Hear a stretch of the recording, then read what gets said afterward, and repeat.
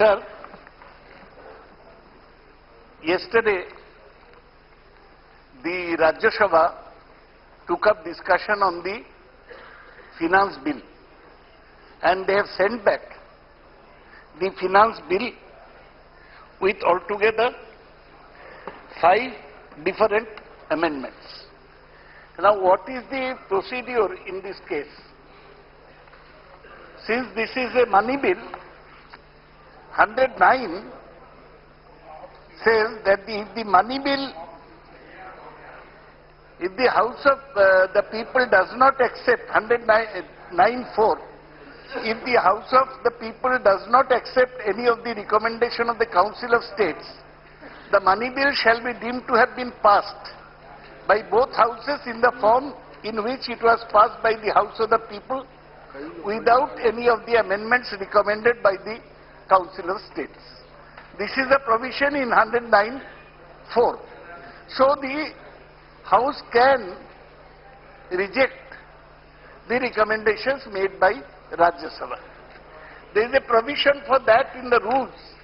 Rule 108 states, if the House does not accept any of the recommendations of the Council, the bill shall be deemed to have been passed by both the Houses in the form in which it was passed by the House without any of the amendments recommended by the Council, and a message to that effect will be sent to the Council. But there is also another provision in the rules to which I draw the attention of the Finance Minister.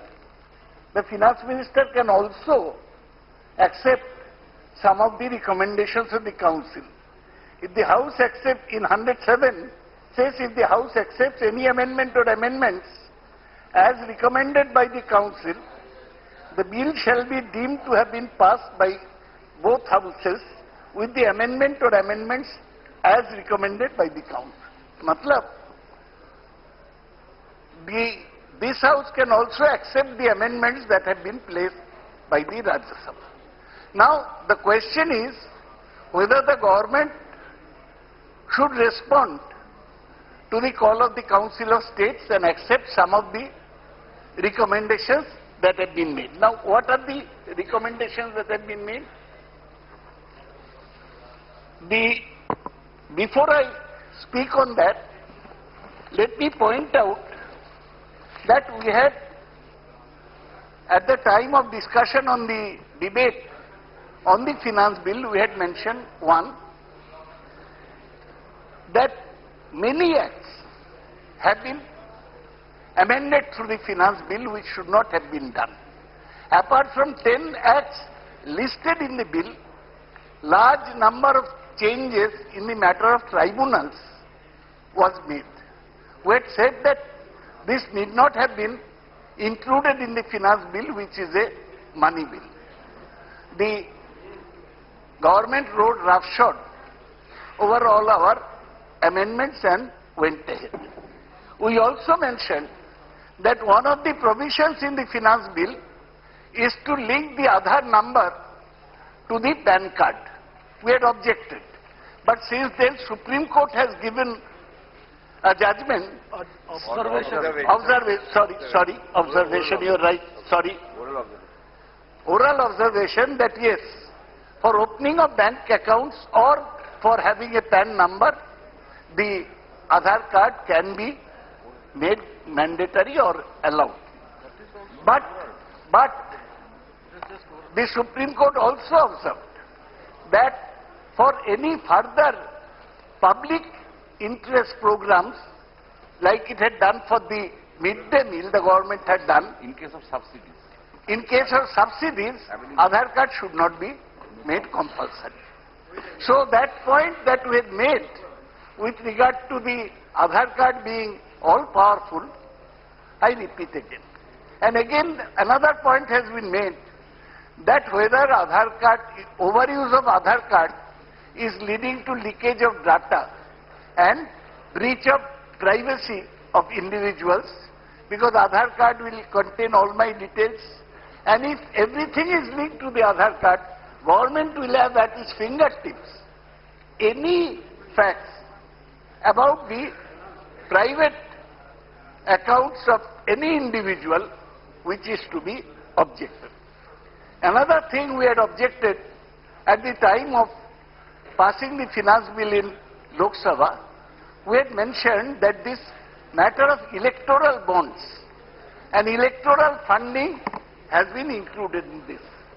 As Honorable Dipender Huda eloquently mentioned, that there should be a separate law for ensuring transparency in electoral funding.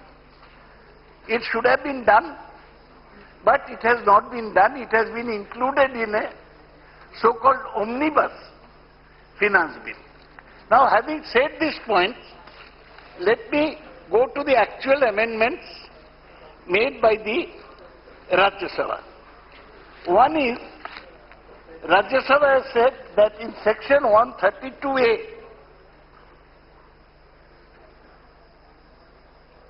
the amendment is to clause 51. Clause 51 is to be deleted according to Rajya Sabha. Now, what does clause 51 deal with? It deals with, according to Income Tax Act, section 132A, power to requisition books of account, etc. Now, in the finance bill, as was introduced, it was mentioned that for the removal of doubts, it is hereby declared that the reason to believe, as recorded by IT authority under this section, shall not be disclosed to any person or any authority or the appellate tribunal. So power to requisition books will be there, and it will be not revealed to any individual. It is a direct assault on the right of the individual. The Rajya Sabha has recommended that this assault should not be there. The other two recommendations, the Rajya Sabha has also recommended that 52 and 53, both of which deal with section 133 and 133A of the Income Tax Act, they also should be removed. Now, what is 133? 133, sir, of the Income Tax Act is the power to call for information. Now, this power has been given to certain more officers. And what is section 133A? Section 133A is, I think, power of survey. For this, more officers have been authorized. Sir, nahi hua, mera main point nahi hai. So these are important but not so vitally important, excepting that it is draconian that somebody will have the power to move anything, requisition books, but he doesn't have to disclose the reason. This is draconian, goes against the right of the individual. So, in that sense, I think the finance minister should accept the recommendation. So, main matter, main objection that we have is with regard to electoral funding, as has been mentioned in clause 154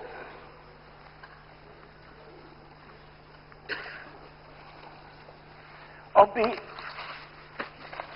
finance bill as passed by Rajya Sabha.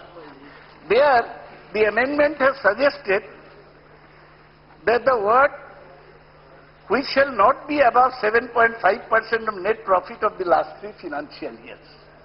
The finance bill as placed by the finance minister says that no, every company shall disclose in its profit and loss account the total amount contributed by it under this section during the financial year.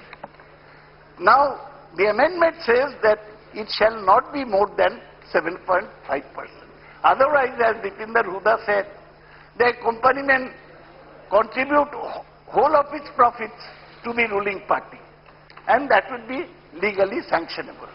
The Rajya Sabha amendment calls upon a restriction of this contribution by political parties. The other thing is here in the Companies Act, Rajya Sabha has suggested that provided further that there shall be a requirement for a company to disclose the names of the political parties to which contributions have been made by it. This is Rajya Sabha which has suggested there is no such restriction in the present law.